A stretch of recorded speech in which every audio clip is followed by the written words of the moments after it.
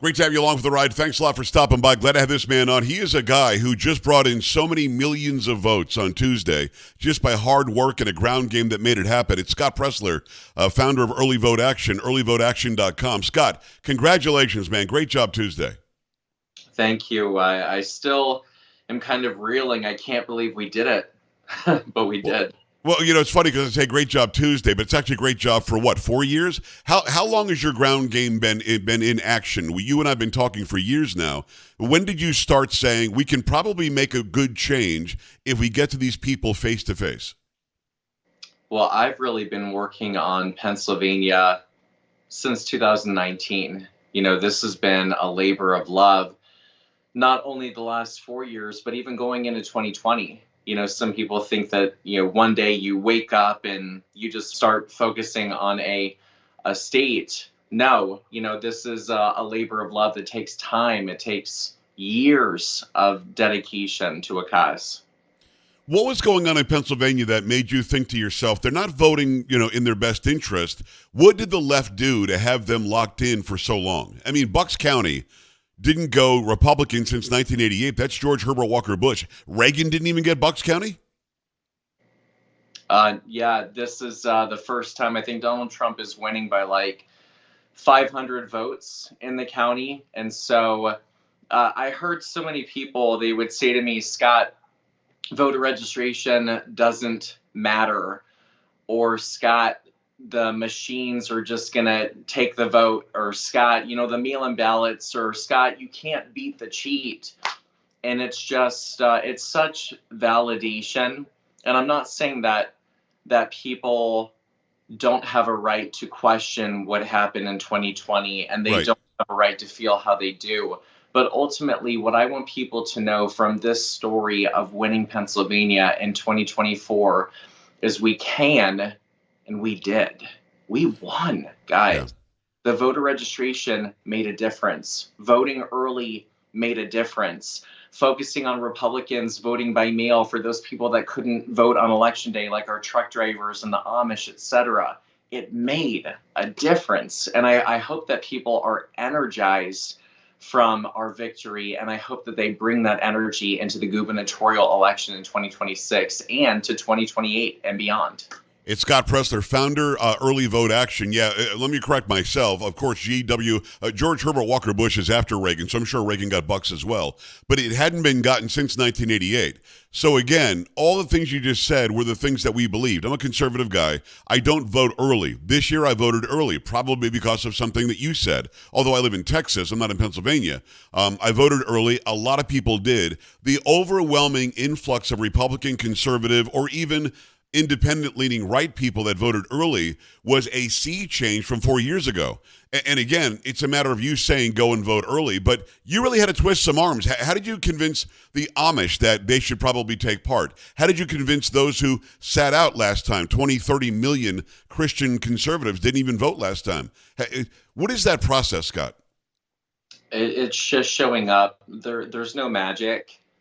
People think that I did something really spectacular. And certainly, yes, it's great that we launched an organization. And yes, it's great that we have 74 paid staff. And yes, it's great that we just tirelessly, with unbridled enthusiasm, focused on Pennsylvania and always said that this state would win the presidency for Donald Trump. But guys, we showed up.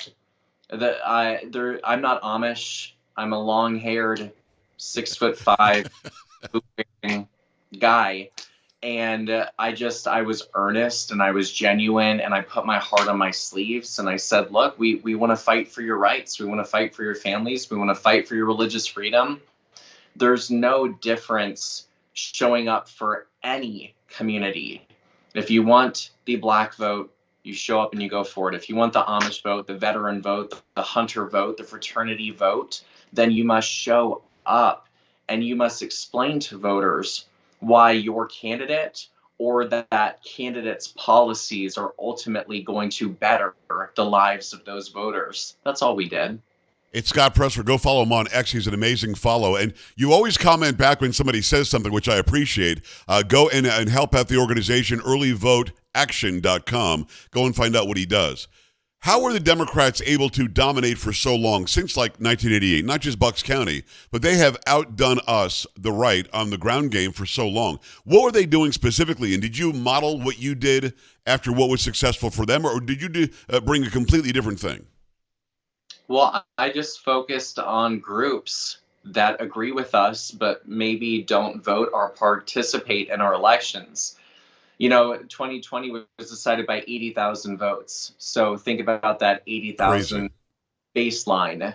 Okay, there are 80,000 truckers. Let's go to the truck stops and the rest stops and the service plazas.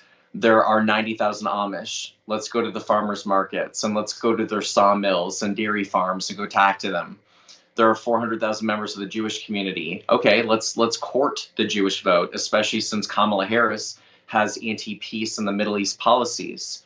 There are 800,000 veterans. Okay, this group isn't happy about stolen valor Tim Walz or Kamala Harris and her debacle of a pullout from Afghanistan. Let's Right. go to the American Legions and the VFWs. And there are 930,000 hunters. Knowing that 30% of this group is not registered to vote, let's go to the gun stores and the gun shows and let's show up and court the Second Amendment vote and ask for them to come out this November. And I think that focusing on those individual demographic groups, meeting voters where they are, getting them registered, and ultimately mobilizing them, I think we were successful in our vision and our execution. Well, I know that you were, because, I mean, the numbers don't lie. It's Scott Presler, founder, Early Vote Action. Go to earlyvoteaction.com and go follow him everywhere. I think you just laid this out, but let me get a little more specific. By the way, I couldn't believe that so many veterans weren't voting. I couldn't believe so many hunters weren't voting. So many truckers weren't voting. So great to get people who weren't involved. Way to get them engaged. But was the big turnaround getting them involved? Or were you changing some people who were going to vote Harris and then realized that they weren't really in the Harris camp? Or was it both of those things? It's everything. It's registering new voters. So, the Democrats, I think they really underestimated our ground game. I think they believed the lie that we didn't have a ground game. As I just mentioned to you, guys, we had 74 staff. I'm Crazy. back. I'm not the RNC. I'm not the GOP. Yeah. 74 staff across Pennsylvania's 67 counties. For an outside group to have that much manpower, I think, quite frankly, is pretty unprecedented. And so the Democrats believed their lies. They underestimated outside groups like mine. And we were registering brand new voters. It wasn't, you're going to hear people say, oh, Scott Presler was just registering ancestral Democrats as Republicans. And certainly some people that probably have been voting Republican for quite some time did finally switch over from Democrat to Republican. But Right. no, we were registering new voters like fraternity brothers, new voters like people in their 70s, Joe, that have never voted in their whole lives. And they That's said, amazing. voting in this election. And yes, in addition, it was conversion and it was persuasion. And we got a lot of Democrats that even voted for Hillary Clinton or voted for Joe Biden and flipped to Donald Trump. So it's no black and white ever in politics. Right. It's a multi-pronged approach that we were able to employ in this election. It is Scott Presler. Go follow him on X and make sure you go to earlyvoteaction.com and help out the organization. Find out more about what he did. You mentioned fraternity brothers and I guess sorority sisters as well. Generation Z turned out in a much higher number for Donald Trump than anybody expected. Did the left get complacent and assume they had this group, that group, and the other group, while Scott Presler and his organization are going in and talking to those groups? I was stunned that the Gen Z number was so high. Were you surprised, or did you know it was going to do that? The data really showed that young people were coming over to Donald Trump. And I mean, you saw it. You saw the enthusiasm on the ground. Young people like Trump. They want to be able to afford a family. They want to be able to afford a home. They want freedom. They don't want the government telling them that what they're thinking is wrong. And I think, quite frankly, the demonization of the white, straight, Christian male ultimately backfired. And I think the Democrats are going to have to do a lot of soul searching, that if they ever want to win men back. Well, Democrats, this is a pro tip: stop attacking men for being men. Yeah. No, I think that's exactly right. And they did that the entire time. And they also went so negative for so long, then at the last minute they tried to switch and get positive. Let me ask you this. I don't know if you can quantify this. Maybe you can, maybe you can't. But had it been Joe Biden, would Pennsylvania have been harder? He pretends to be Scranton Joe and good old Joe and Union Joe. Was it an easier, nothing you did was easy. Was it, though, simpler because it was Kamala Harris? I think maybe in some counties it would have been more difficult to defeat Joe. And the reason why I say that is let's take Lackawanna for a second. From the limited data that I've looked at, Lackawanna County is in northeast Pennsylvania. That's Scranton. What is the lie that you always heard from Joe Biden? He's good old Scranton Joe. Right. You know, he was from northeast Pennsylvania. You know what's really interesting? Donald Trump nearly flipped Lackawanna County, earning more votes in Lackawanna than he did in 2020. And Kamala didn't reach Joe Biden's numbers. Her numbers were lower than Joe's. That right there tells me that the Scranton Joe appeal just didn't resonate with Kamala and the voters in that area. And furthermore, you know what's very interesting? I believe it's Rob Bresnahan's district, but we flipped 2 congressional seats from blue to red, and one of those was in northeast Pennsylvania. And I don't know, had Joe's seat in there, would Democrat Matt Cartwright, would he still be? And you'll have to forgive me. I have a little brain fog. Scott, you've been working so hard. Everything is forgiven. Don't worry about that. Go ahead. 8 years, so that's why the hair looks a little crazy. That's why I'm tired. So just bear with me. All good. But Cartwright, I don't believe we would have flipped that seat perhaps if Joe Biden was still the nominee. And we also in Northampton and Lehigh defeated Susan Wild, electing Republican Ryan McKenzie. And furthermore, we just got news today that Dave McCormick has won his United States Senate seat. So good. Mr. President, we delivered the Commonwealth for you. We delivered you a Senate seat, and we delivered 2 additional members of the House of Representatives for you so you can legislate in January 2025. Well, I'll say this, and Scott, great job, and I'm glad that you brought that up because I felt like there was a chance to get the Senate seat. I do this for a living. I had no clue you were going to flip 2 in Pennsylvania because the fear was you would lose 2 in New York and possibly give the majority to the Democrats because of your work in Pennsylvania. That didn't happen. So, I mean, would you, going into that night, did you think to yourself, we might get these 2 seats?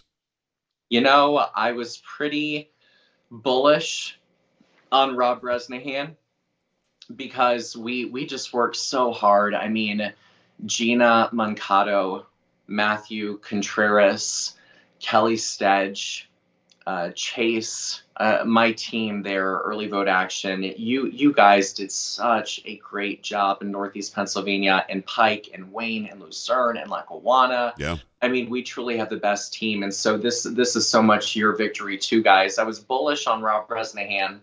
I thought Susan Wild would be a little bit more difficult to defeat, but we flipped Northampton, and Lehigh was pretty gosh darn close. And I think voter registration did make the difference in the House seats. And furthermore, the Trump bump did help Senator-elect Dave McCormick. And I met him and I met his wife. And I'm so thankful that in the United States Senate now, we defeated Bob Casey, an entrenched Democrat, long-standing senator, and we took that seat and gave it back to the people. Amazing work, amazing job. I hope that he's still a little bit hurt up over this. I think people like that go in thinking, yeah, I'm safe, it's going to be good, and you went and got it. Great job. It's Scott Presler. Go and follow him over on X, earlyvoteaction.com. Last question, Scott. What do we do now? And let me give a little context. In 2022, because of the 2018. Because of the big win in 2016, we expected to keep the House, keep the Senate, the Trump agenda can continue, and it didn't. In fact, we lost it, and it was a surprise to almost everybody. Then we expected a red wave 2 years ago. That didn't happen. Well, now we do have it. I believe we got complacent after 2016. He had the House, he had the Senate, he had the presidency, and I don't think the ground game was there. It is now. Does that just continue like next week for you? I mean, where do you go from here to ensure the flips, the changes, the engagement that you gained will remain?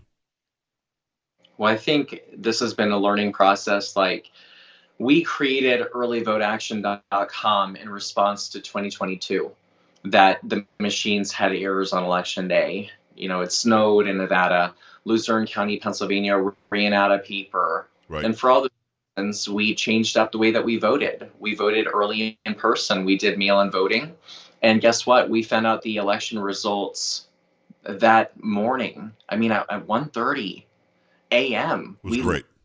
Pennsylvania, and we knew that we had won the White House. We had a very early night for all intents and purposes, right? Yes. So we learned a lot from Paul Ryan sabotaging President Trump, from other saboteurs within the administration, or, you know, in other places within the cabinet. And I think that this year, in 2025, Donald Trump is going to be prepared, and they're going to really do a lot more vetting. They're going to make sure that we have a legislative process that Donald Trump is ultimately going to put forth his vision. But here's my one warning to the Republican Party is the way that history goes, the midterms are probably not going to be great for us. Just historically, that's just a fact. Right. And so we only have 2 years to govern, unless we were to win 2026. And so knowing that, President Trump and the Republican Party should spend this entire Christmas vacation writing bill after bill, so that as soon as Donald Trump is inaugurated on January 20th, that right away, you know what I would love to see, Joe? I'd love to see President Trump have a desk at the inauguration, that as soon as he is sworn in, that he literally starts writing legislation and signing it right then, right there, or executive orders. I would love executive orders, right? And so the Republican Party must be smart on judicial confirmations, on the Supreme Court, on passing pieces of legislation, and knowing that they may very well lose 2 years later in 2026. Use the 2 years that you have been given and do as much as you can within that time frame. Very, very wise advice from Scott Presler, who brought in Pennsylvania like crazy. Also way, way beyond Pennsylvania, because we were all watching you on X and taking your advice, and I think the ground game was building and expanding from where you started in the nucleus in Pennsylvania. Scott, thank you so much for what you did. He's the founder of earlyvoteaction.com. Go and support what he does. And let's do this again soon. Congratulations on a great job. Really well done, Scott. Thank you. Thanks, Joe. All right, we'll talk soon. We're back after this. Stay right here.